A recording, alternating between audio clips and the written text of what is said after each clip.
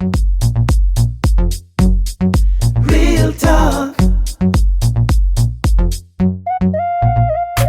She's so cool and she rocks. Bonjour information, si au besoin distraction, so entertaining. Her name is DERLINE PIERRE LOUIS. Bonjour information, si au besoin distraction, so entertaining. Her name is DERLINE PIERRE LOUIS. Let's go. She's so cool and she rocks. She's so cool and she rocks. Real talk. Well, welcome to Real Talk with DERLINE Pierre Louis. I am DERLINE Pierre Louis, and it is always an honor and a privilege to have the opportunity to meet with the brilliant people in our community, whether they are artists, professional basketball players, football players, or should I say athletes? Then it will be here all night for me to list all the different sports that are available. But I like this opportunity because I get to learn a little something about them, and I get to learn a little something about myself too. But most importantly, you get to know who they are, what they do, what they're passionate about, and thus it is real talk. We'll talk about any and everything, but at the end of the day, we're going to be real. So we'll be right back. Real talk. She's so cool and she rocks. Bonjour information, si au besoin distraction, so entertaining. Her name is DERLINE PIERRE LOUIS. Bonjour information, si au besoin distraction, so entertaining. Her name is DERLINE PIERRE LOUIS. Let's go. She's so cool and she rocks. She's so cool and she rocks. Real talk. Welcome back to Real Talk with DERLINE Pierre Louis. I am DERLINE Pierre Louis, and I thank you so very much for your support. Please remember that you can share topics and ideas or someone you'd like me to interview on Real Talk, someone you'd like to know a little bit more about what they do, how they got into what they do, and why they do what they do. So remember, this is not mind your business. This is the individual, not so much their profession, but through their individuality, you get to know what their profession is and why they went that route. So tonight, I have the honor to sit with the drumroll, James Chard. I know he doesn't want me to call him by his legal name, so we'll call him Jim for short. So Jim, I've thank never had you a very drum roll much. before. Oh, really? I like that, yeah. We can do whatever we want on here. This is Real Talk. We get real. This is an opportunity for us to talk about your childhood, growing up, where you see yourself right now. Is that where you had planned, or did you have some pivots? We talked about earlier pivots. Yeah. So look at your camera, introduce yourself so that we can get started. Well, I've had a few pivots along the way. Nice. I've lived in Delray now about 22 years. Okay. And I find it an amazing place to really get involved. So way back when, I grew up in farm country in Iowa. Oh, wow. And kind of couldn't wait to get out of there. Okay, most kids. Went to college in California and saw Whoa, you really the got out of California scene. And then went to graduate school in Cambridge, Massachusetts. Okay. Worked in New York City for quite a while. And moved down here right about the time of October 11th. Ooh. And what was happening up in New York. So it's been a lot of the country, and yes. In between I also got to travel around the world quite a bit. Woo, so, we're going to talk about your adventures. Oh my goodness. So Jim, I know you're running for city commissioner for the city of Delray, my beautiful city of Delray. I'm a little biased. I've been in the city of Delray for 41 years. Wow. Yes. You got me beat. Yes. My mother's been there, I think, maybe a couple years more than me. So what is it about the city that made you want to run?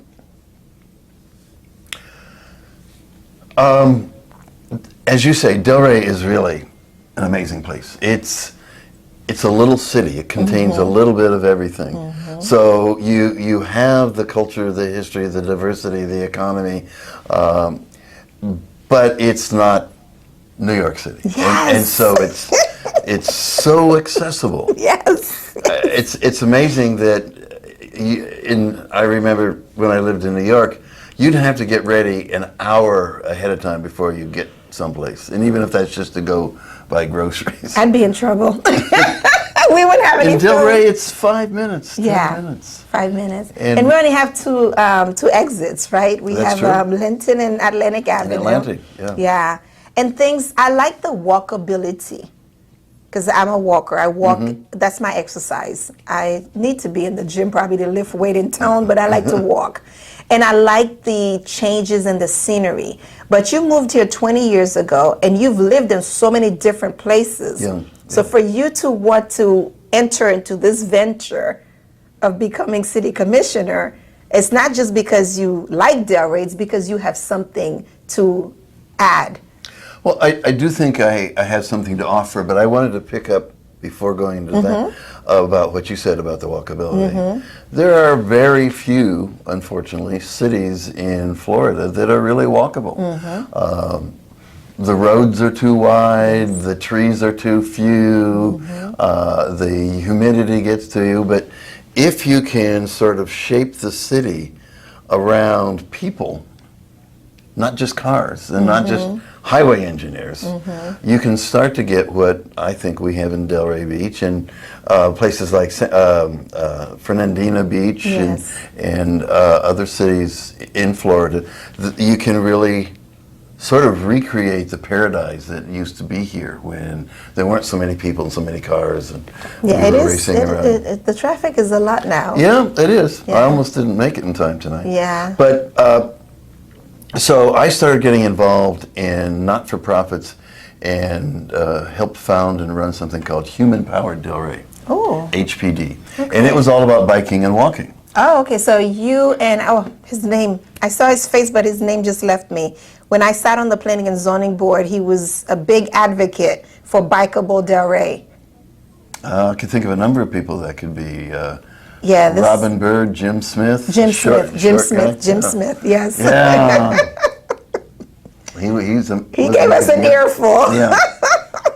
And he wouldn't give up. No, the tenacity is grand with him. I worked on something called the Congress Avenue Task Force with Jim. Okay. And right through the entire length of Delray, we have this street that has so much potential. We call it the second great street of Delray, Atlantic Avenue being the first. And I'm sure you've spent over 41 years, a lot of time on Atlantic Avenue. But all of that is a possibility on Congress. It could become more walkable. It could be a boulevard. It could accommodate bikes and pedestrian and mixed use so that you, sort of like downtown, where there are people who live downtown, that live, work, and play in downtown, you can also recreate that on Congress Avenue. And that was what we were trying to do. Okay. That would be good because I think the CRA district stops at Congress. Not even that far, it just goes to I-95. Oh, 295 Bridge. Yeah. Okay, wow, okay. So that would be nice because my mother, we grew up on the west side of Delray. Okay. So we're off of Lake Ida and Military Trail. And we always felt like we were the forgotten ones. Forgotten, yeah. Because first we belonged to the county, not the city. And then I don't remember if I was in middle school or high school when the change took place, but it was while I was still in.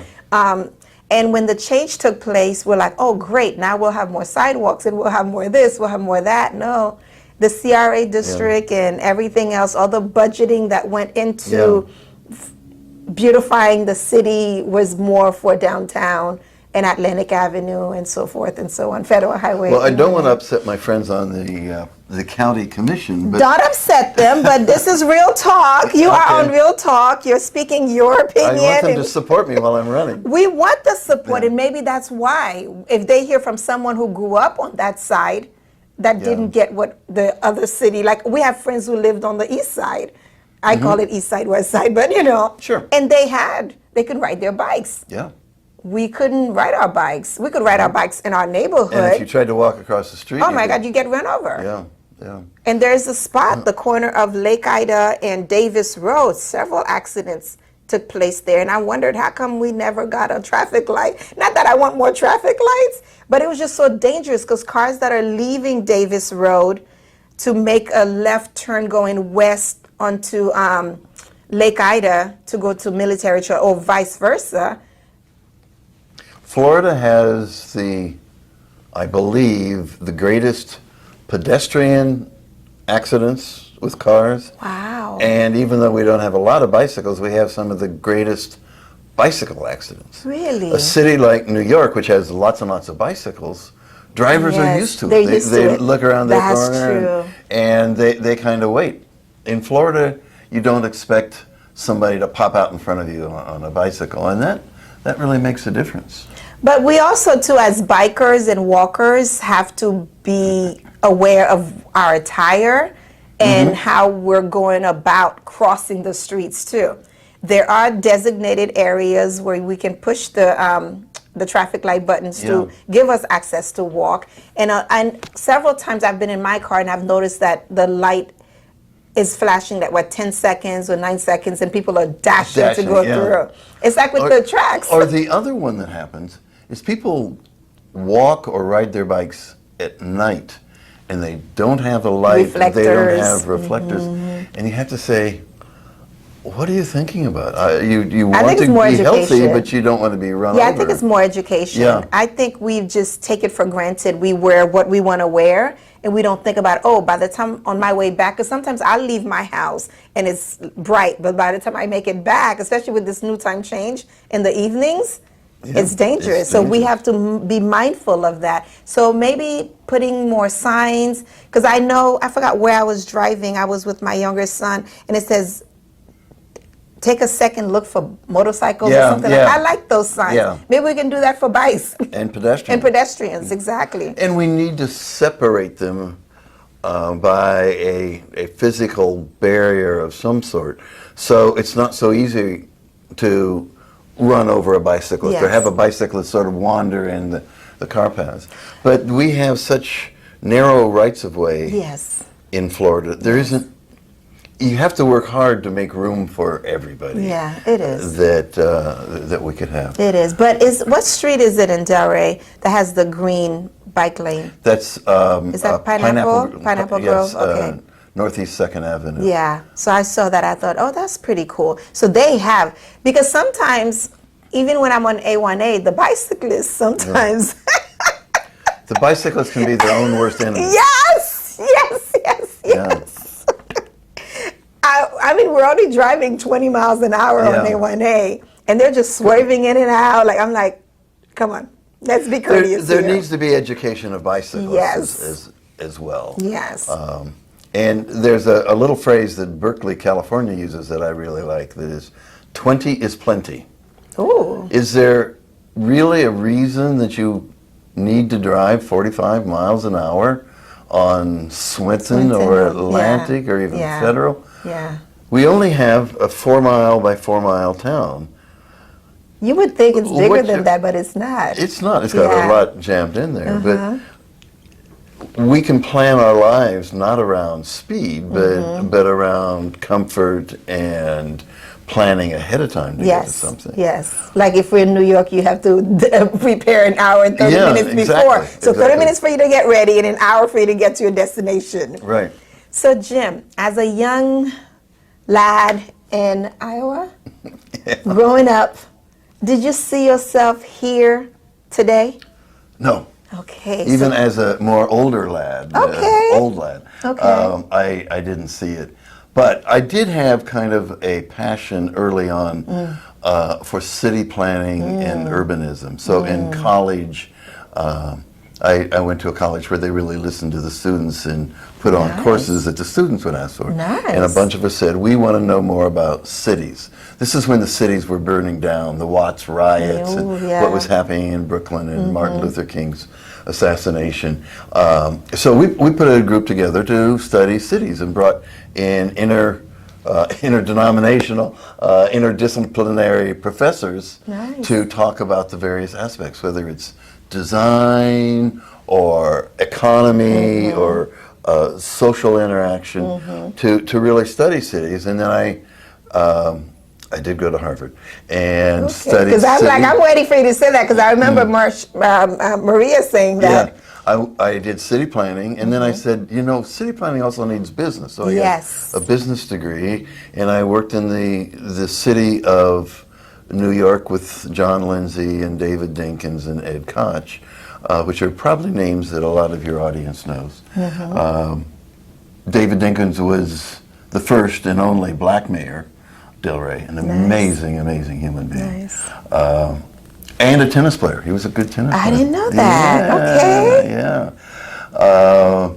And then I bounced sort of back and forth between government and business. I worked for American Express, and that's how I got to travel around the world on American Express's dime. There's nothing wrong with that.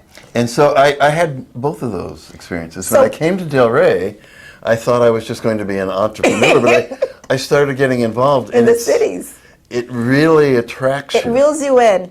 And the other thing that you find is everything is connected to everything else. So if you want to bike and walk, then you have to think about trees. And if you think about trees, you need to think about being cool and having water and safety. And then you have to think about the various communities.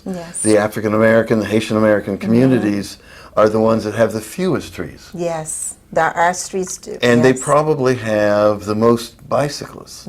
I live in a part of Delray called Osceola Park, and I see a lot of elderly Haitian Americans riding bicycles. And we don't really accommodate them in terms of safety, shade, water, crossings. And the education. We need to educate them on, it's not just getting on your bike and riding, but it's putting on the helmet, it's putting on reflector lights, it's putting on clothing. Like it's signaling. That I know they don't do that. That I can guarantee you. I've been to Haiti and they don't do that. But I feel like if we put together like, I think I can't remember what year it was, but around Mac Bernard's time, they did something, bikes, Color of Hope. Oh, really? Okay. Yes, he did something like that. They rode their bikes, I think, from West Palm. They stopped at City Hall in Delray. I remember that. They went to, I don't remember how many cities they stopped at. That was a perfect opportunity to educate people on wearing the helmet and the hand signals. I think it's what was it? You put your hand out as you're making a left, and if you do this, you're making a right. Yeah, exactly. See, I remember something. But we need to do a better job at educating them too, because they come here, there's usually a language barrier. There's definitely a difference in the way that country operates with the traffics here. So I know there's several businesses that I'm involved with that teach traffic schools when they come here before they go get their license. So they teach that, and I'm going to talk to a couple of them, see if they can throw in some bicycling education. That would be great. That would be great. I think that would be great. One of the things when we really had Human Powered Delray going is we'd go to something like National Night Out, which I assume you've been to, which is in the heat of the summer to bring everybody out. Together. And we would give away bicycles. We give away helmets. And reflectors for the bikes, because my boys got a couple of reflectors for their bikes. The police pick up bikes that are abandoned, and we would repair them and give them away. Did you repair them with Bicycle Man? I forgot what his real name was. Up here in West Palm? No. We Albert Richwagon and the Richwagon family own a bike place in Delray. Yeah. They've been there for, I think. No, nor here? has his mother. Okay, so maybe West Palm, I'm trying. There's one bicycle person. I think the one in West bicycle Palm. map passed the Okay. last month or two. Okay, yeah. I heard about that, and I was like, oh my God, because they fixed some of my boys' bikes Yeah. for them too. So And that was so important because it really got kids involved Yeah. and learned how to fix bikes and recycle bikes. yes, And if you can get 10 people out of cars and onto bikes, it makes a huge difference. and it's good for our heart. The walking, Yeah. the cycling, it's good for our heart. And there's sometimes, like, I'm going to confess on TV, this is real talk.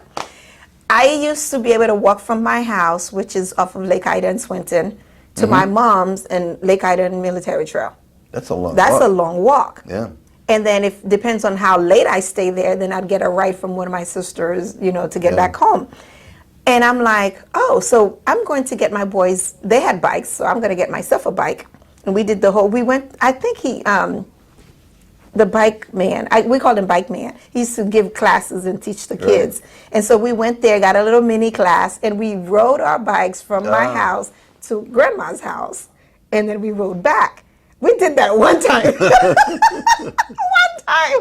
And I know the boys, it's supposed to be on a Sunday afternoon, There's not a rush for basketball practice or homework or Right. whatever. Sundays are like chill day. And I'm like, maybe I should start by being an example and start riding my bike Yeah. more. And schedule it. Yeah, schedule it, exactly. Yeah. Schedule it, because if I don't want to do it around rush hour.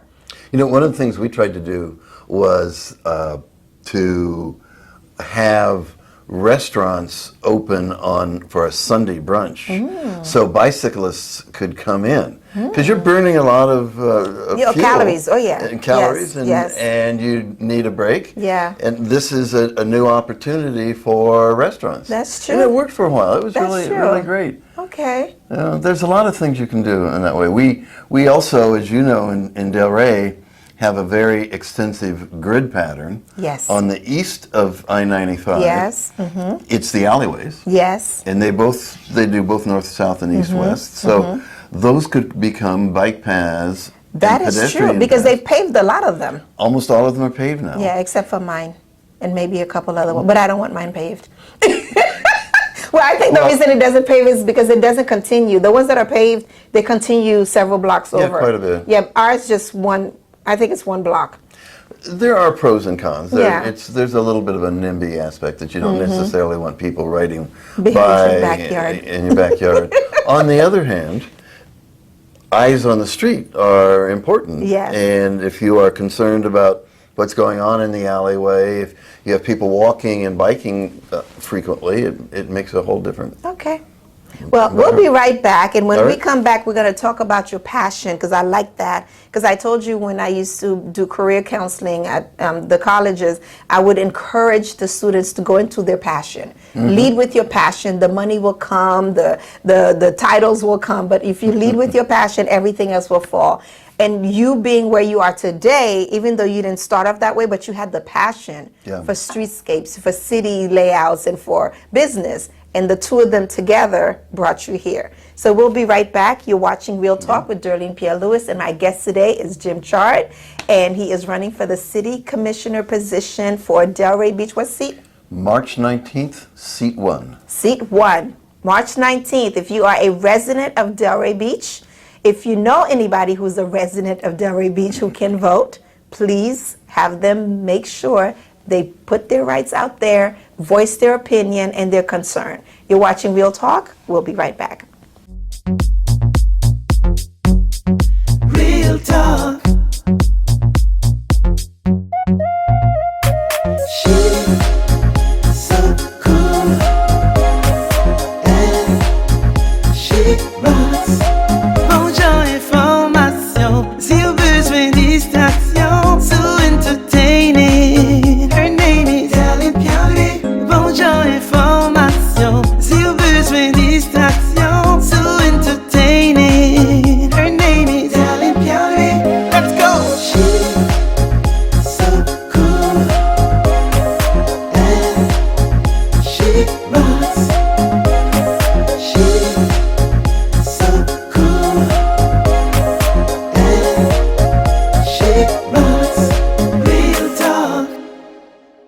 Welcome back to Real Talk with DERLINE Pierre Louis. My guest today is Jim Chard, and I am honored that you've tuned in to watch Real Talk, because without you, our audience, we don't have a show. It'll just be me talking to myself, by myself, your friends. which I do all the time anyways. You know, my friends hear enough of me. They're like, no, you need to go find some other people who wants to listen to you. No, I'm just kidding. But yes, we thank you and we appreciate you. Again, if there's any topic or anybody you would like to have us have as a guest, you please let us know. You know how to reach us, and we would appreciate it. But tonight, we have the honor, this busy schedule man made some time to sit with us at our round table and at Real Talk, so we can talk real. So let's do it, Jim. Well, I want to pick up a little bit on something you were just closing with in terms of voting, and I want to take that a little bit further. I firmly believe that municipal government is more important than national government in terms of our personal I agree too. lives. Because it's close every to day. home. You know what percent of people voted in the last election? Don't tell me. It's under 20? Under 10? 10%. Ay, ay, ay. And that's of registered voters. That's not the entire population. Wow. So I think something like 6,000 people voted in March. Wow. And we had a complete change of the city commission with that vote. The vote came out the right way from Your my perspective. point of view. But imagine if everybody came out, or imagine if 50% Yeah. came out. Wow. And we all lead busy lives. Yes. And it is like a big time suck to, Yes. to get involved with city government or for the not-for-profits. But it's worth it. It's worth it for our kids, our schools, our our culture. Yeah, because these votes are impacting us directly. Because when I vote for my city commissioner, let's say I'm really still bad at this. Your seat won. Let's say your seat covers my area, my zip code where I'm at. I have an ear. I have someone I can reach out to. Whereas if I'm voting for the president, It's a long line to talk to him. Yeah. I'd have to go through how many steps to Yeah. finally, if my information ever reaches him or her, you know? You may not pass the security test. That exactly. So it's even like you mentioned with the nonprofits as well. Yeah. They play a very important role in our community. And so earlier you were saying that you were part of a group, A Human Power Delray? Human Power Delray. What exactly did Human Power Delray do? Basically, we were an advocacy group for having an alternative to the automobile.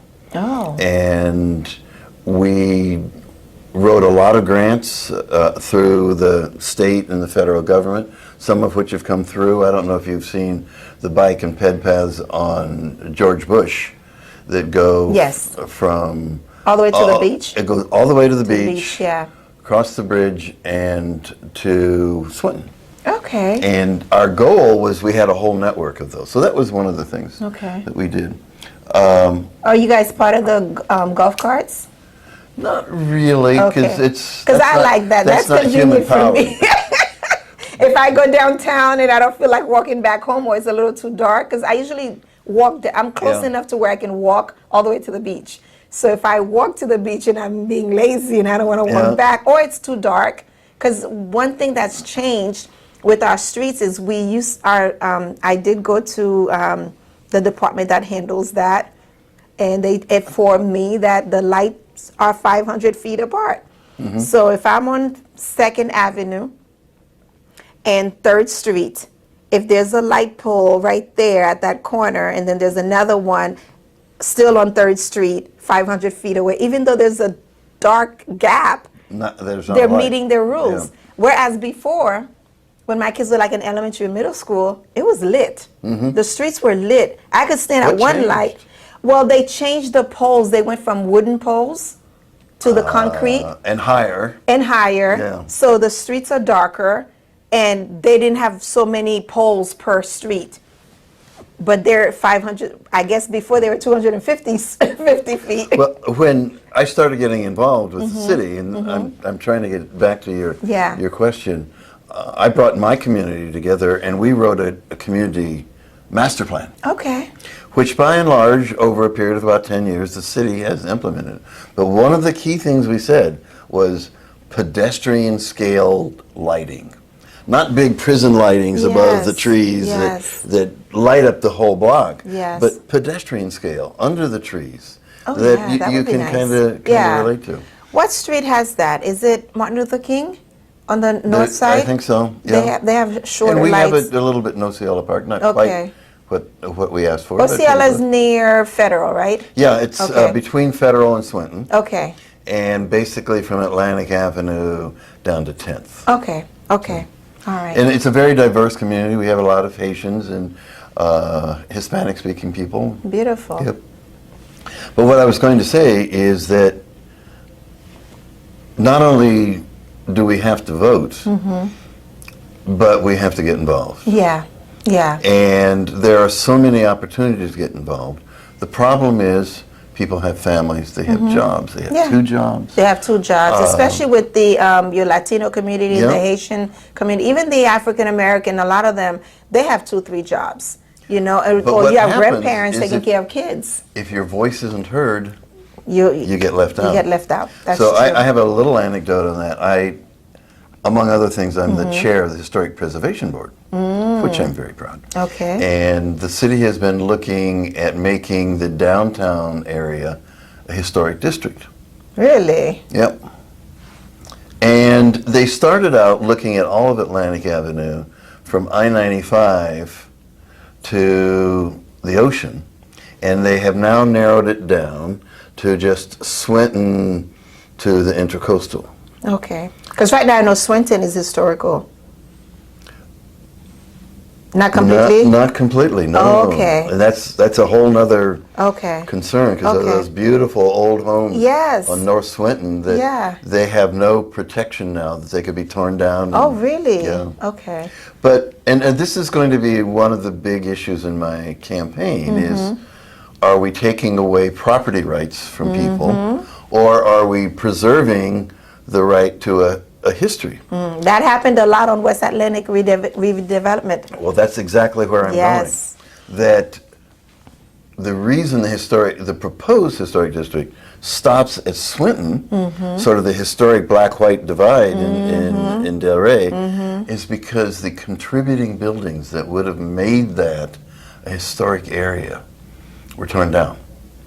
Wow. And I've been meeting with people in the west of Swinton area to say, hey, this doesn't have to be. There should be some recognition of the fact that it was black people Yes. who founded Founded Delray. Delray, yep. It was the Bahamians, Bahamians, yep. that founded Delray. And I think I still have my little history book. I don't remember Yeah. who the author was, but they went around and did a whole background history of Delray and the dirt roads, the pictures. I Yeah. have to find that book, yeah. It's But yeah, fascinating. it is. and the oldest, I think the oldest school, the first school was an Is that- African American school. But it's not still standing, right? It's not still standing. Yeah. But the oldest churches, Is that Amy? The Amy? you're Mount gonna- Olive? Not Mount Olive. Mount Olive, yeah. Mount Olive, okay, Mount yeah. Olive, yeah. I was thinking AME or Mount Olive, Yeah. but it's Mount Olive, okay. so there are buildings left, and certainly there are people like Charlene Farrington Yes. and her mother, Vera Yes. Farrington, who have collected the stories and the history. They do that Yeah. at the, what's The it, Spady on Fifth, Muse- Spady Museum. Yeah, yeah. You know, there was another museum before the townhouses came up on Pineapple where Publix used to be. You remember that? That was before my time. Yeah. Really? Was it that long? Yeah. It's Oh been a my while. God. It's been a while. Oh, wow. But they had, I can't remember her name. Her mother worked for State Farm Insurance, and she had a museum, and she would take people on bus tours Oh, really? around city and tell them how it used to be. And I don't know if she had, I never got a chance to go, but I know my kids got a chance to go with their after-school program, which is Pompey Park. Yeah. And they got to go with some summer program. Yeah. And that's another place that is a very important pinnacle in the Yeah. community, especially the African American community. Pompey Park, a lot of kids have gone through that program. Yep. And a lot of teachers and volunteers and city workers, employees have gone and devoted their time after their paid hours. Well, that's kind of what I'm getting at, is that community has really pressed to have Pompey Park rebuilt. Yes. And there are now very specific plans for it. There's Okay. a timeline for it. I think there's something like $60 million Oh, wow. that's been set aside. But all of us, black, white, Latino, young, old, male, female, should get involved I in think the we city should. boards. We have Yeah. about, I think, 25 boards, Really? 24, 25 boards. Let me see how many I've been on. Okay, Okay. I did SAC. That was at my skid school. I Yeah, did that's education board. I did that for 2 terms, and I did planning and zoning. I attended the city commissioner meetings because they were at Tuesdays. Yeah, or 6. No, they're 6 now. They used to be at 4. Well, they were 6. They moved them to 4. They moved it to 4, And now they've it's back moved to it 6. to 5. Okay, that's better. Yeah. But 4 I o'clock. just came from there, dude. 4 o'clock is hard. I know, if you're working or you've got kids. And even though I have my own business, it was still hard. And when Yeah. my business moved from Delray, because the rent got so atrocious, I moved to Boynton. I found myself spending less and less time in community events like work. You're right. And Clay, forgot Clay Holden, what was his name? I used to own the Clay building across from the police department. Oh, yeah. Yeah, he had an event, meeting that in the mornings that I used to attend. I was involved in a lot of things, and I feel like I need to get back to it. And I think I was speaking with Hallen earlier this month, and he was saying to me, "But you've been in Delray all these years. You know a lot of people." I said, "Yeah, but they don't know me because I'm removed." You I'm know? surprised we haven't met before. Yeah. I said, they don't know me. I know about them, or I've probably sat on boards with them. I've probably interacted with them on different level, but I guess I didn't make an impression. Well, I think you did, but it isn't just a matter of sort of holding your hand up or showing up at one meeting or knowing one person. It's voting. I've gotten quite a few people on various boards because I've gone out and recruited them. And I always get the story, Jim, I'm so busy. I've got the kids. Yes. I've got, Yes. but you find people that are committed and knowledgeable, but then you still have to go through a process because, let's say for the DDA board, Yes. it has 7 people on it, and it was either 4 or 5 came up for renewal this spring. And because a number of us were pushing to get people on there, there were 20 people who put in their Oh, names. wow. Okay, that was good. And a lot of people found out if you get lost in a crowd of 20 people, Yeah. you're not going to get picked. You're not going to get picked. So you need to show up at City Hall. You need to have friends of friends call. You need, if you have a particular commissioner, it's a process. It's a process. like anything else. Yes, but it it's is. worth it, and that's really where my passion comes in. Is that? And that's it's worth probably it. where we can work together to get the voices of the Latino and the Haitian community in Delray, which is a good chunk, heard. Because I know when I was involved with, oh God, I'm dating myself. What was the mayor then? Oh God, but the commissioner Tom was, Lynch? oh, way back when. The commissioner Doug was Campbell? Brenda Montego. Oh, I remember. her, That's yeah. see, way back when. I'm Yeah. telling you, I can't remember the name of the mayor. My goodness. That could have been Tom Carney. He's over. and Rita No, Ellis. he's before. He's over the Atlantic magazine or something. Jeff Perlman. Jeff Perman. Oh Yeah. my God. Back then, we had like a group where we met and we talked about the different ways to reach these different communities. And the number one still way to reach the African American, the Latinos, the Haitian, is in the churches, is on the radio. That's why I'm here. That's why you're here, yes. Because that's where we get our information. And we've developed a rapport with certain stations or certain organizations, especially our pastors. There's this trust there. Yeah. So when he or she brings someone, we're hoping that this person is coming not just to get the vote, but is really coming to say, this is how I want to work with your community, and this is what I'm willing to give.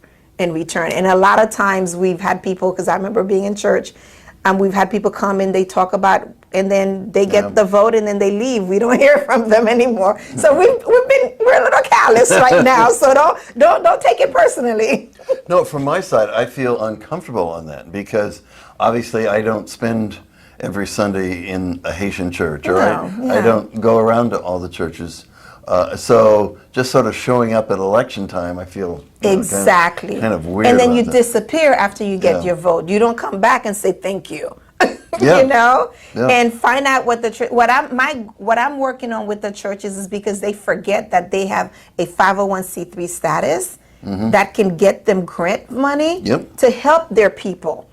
Maybe open after school programs, maybe open dance programs or sports programs, whatever. They forget the power of that status that they hold. So that's my goal. That's what I want to do with the churches. But when a candidate comes and they speak and we all clap and great, and we go line up, and or if we're going to do absentee ballot or whatever, and we do that, and then they disappear. And then it's re-election time, and then we see them again. Yeah, no. Now you have me worried. No, don't be worried. You're human. There's 24 hours. We each have 24 hours in the day. Like you said, in New York, you need at least an hour to get from point A to point B. Delray, we don't need an hour. There's an Aldi's. There's so many Publixes. There's so many Walgreens and so forth. So you can go grab things in 5-minute, 10-minute radius. Okay. Right. So you have an extra hour in the day. You have an extra hour in the day. Yeah. So I teach a course called time allocation, not management, time allocation. We each have 24 hours. We allocate time for specific things. And I encourage people, you have to do that. You have to prioritize. You had to allocate time after the city commissioner meeting to come here. Yeah. And 1 hour traffic, right? Yeah. It didn't used to take an hour from Delray to Lantana. You probably walked that when you were a girl. No, I didn't. But it didn't take an hour. No. But now it's so congested. And then what I'm also noticing too is the lack of courtesy. Someone has their blinker on. They need to get in front of you. They're probably going to get on that expressway right there, which is right about to happen. Let them And it's through. going to cost you 10 seconds or Yeah, and 20 seconds? it's not going to put you back in the line. I want to make a pitch for not-for-profits. Okay. Can I do that? Yes, I know please. This is real talk. Okay. You can talk about any and everything. I think that one of the things that makes Delray special, and this is not putting down any other community, is our not-for-profits. Okay. We have organizations, particularly in the education world and also in the cultural world, that make our city stand out. Yes. And it allows us to lead in certain areas. I don't know who all you've had on your program, but there's a guy you probably know by the name of C. Ron Allen. Yes, I've done some work with C. Ron Yeah, in the past. Like I said, I left Delray. I'm physically still living I'm a resident, but my office left, and more of my hours are spent in my office.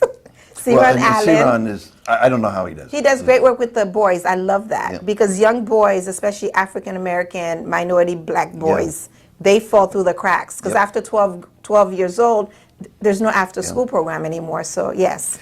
Another one that I think, and I'm not, we could spend all evening talking about but this, just a handful. Bound for College, Mark Sauer. Oh, I need to meet him. This guy is a force of nature. Okay, all right, I need to meet him. But he has focused on getting kids in college. Good. Minority kids, mostly Haitian women. Oh, really? It's been very, very successful. He's probably gotten about 100 girls into college over the years. And I have a young lady that I call my Haitian daughter, Dina. I met her. You met Dina? At your opening. Oh, no, that was... That wasn't Dina? That's another daughter? That's my Caribbean daughter, yeah. Oh, you have so many daughters. Yeah. She's another story. But Dina, just to say really quickly, came to this country by herself, age 13. Her parents helped her get here. They wanted her to be out of Haiti. She's lived mainly with her grandmother. She became one of the most talented, educated, all everything student at Atlantic High School. She was bound for college, helped her get in college. Nice. $75,000 Yes. full ride scholarship to Middlebury College in Vermont. Nice. So that's not only a great college, it's a great kid. Yeah. Who'd never seen wow. snow. Oh, like my son when he first went to New Hampshire. So she's doing very well. She's a junior there now. But the not-for-profits, the Milagros, the KOP I know about Mentorings, Milagros. I used to volunteer they with them, yeah. get these kids at an early age Yes. and supplement what they don't have, whether Yes. it's food, I know. Clothing, education, parents, Yep. computers, Yes. and help them get to a point in high school where they can go to some of the best colleges in the country. So maybe we need to get together again because there's so much that we didn't cover. But what I'm going to go back to the beginning when you talked about passion. I'm going to look into my camera and I'm going to tell you, this is Real Talk with DERLINE Pierre Louis. Your passion will propel you forward. And if you're passionate about something, if you're passionate about a desire, you want to dance, you want to draw, you want to be an architect, you want to be an engineer, you want to be a spokesperson, you want to be you want to get a degree in communications, you want to travel the world. You have no limit except for the limit that you put on yourself. Yes, I know there's societal limit. I know there's financial limit. I know all that. It exists. I'm a realist, okay? That's why we're talking on Real Talk, okay? But like Jim just mentioned, there's a lot of nonprofit organizations. And so he just put something in my head right now that I'll talk to you off the camera. So we will make a platform available for you. If you want to aspire to be whoever, whatever you want to be, there's someone out there. There's an organization out there that can help you. It behooves you to reach out and to go volunteer. How I heard about the Milagros Center is when I was working at a daycare center because I wanted to be where my kids were when they're babies. So I'm just telling you, the opportunity is so vast that your brain can't even wrap around it.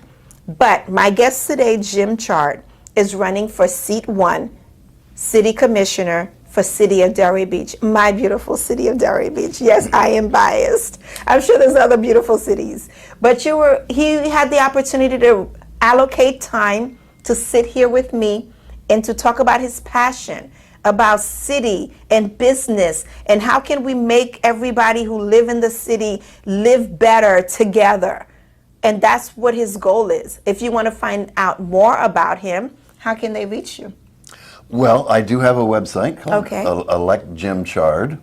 I also have a Facebook page called Jim Chard for City Commission. Okay. I always make my phone number available, which is 561-756-1377. And I love to listen to people and what they're concerned about, because as great as Delray is, we can make it better. We can make it better. And as a voter, as a registered voter, it is your duty. Like my mother used to say, you can't complain if you didn't go and vote. Well, if you didn't do your homework, you can't complain about the grade that you got on the exam or, on the test. So this is what I'm commissioning you to do. You have the right to ask questions. You have the right to know what's going on with your city within the city walls. And you have the right as a voter, registered voter, to go vote. So find out what's going on in your cities, wherever you are. Find out what's going on in your neighborhood. Get together, because if you go by yourself, you're just one voice. But if you gather the church, you gather the whole block, you gather a community, you will be heard. I guarantee you. And most of these meetings are recorded. Sunshine Law, right? Absolutely. Okay. Absolutely. So you're watching Real Talk with DERLINE Pierre Louis. My guest was Jim Chard, and he's going to give you his contact information again when he looks into his camera and tell you how to reach him. I have a Facebook page, Jim Chard for City Commissioner. I have a website called electjimchard.com, and my cell phone that sort of controls my life is 561-756-1377. Thank you so very much for your time. Thank you. Thank you for a great interview. I told you it's We both no have a stress. passion here. you know? We do, we Yeah. do. I have a passion for educating and informing people and informing myself too. So when I learn things, I like to pay it forward. I like to pass it on. And you have a passion to make sure that we're all living in cohesion and we're enjoying our cities wherever we are. And you've traveled the world, so you know what you're talking I about. brought a little bit from different You've places. seen, you've Yeah, seen. yeah. So you're bringing a little of this and that and this and that from everywhere you've been to make our beautiful city of Delray Beach even more pretty. Well, I'm trying. You can't do it by You yourself. can't do it by yourself. And that's why people are going to reach out to you. And that's why we have 5 commissioners Yes. and 25 boards. Yes. And I don't know how many not-for-profits. Okay. There's something for everybody out there. Maybe to we get need a involved in. database of these nonprofits. I wonder if the city website has that. Probably not. I'm sure there's one around. Yeah. Okay, we'll find it. I'll find it and I'll make it available to you guys. Again, you're watching Real Talk with DERLINE Pierre Louis. My name is DERLINE Pierre Louis, and I thank you for tuning in. Have a great day on purpose. Real talk.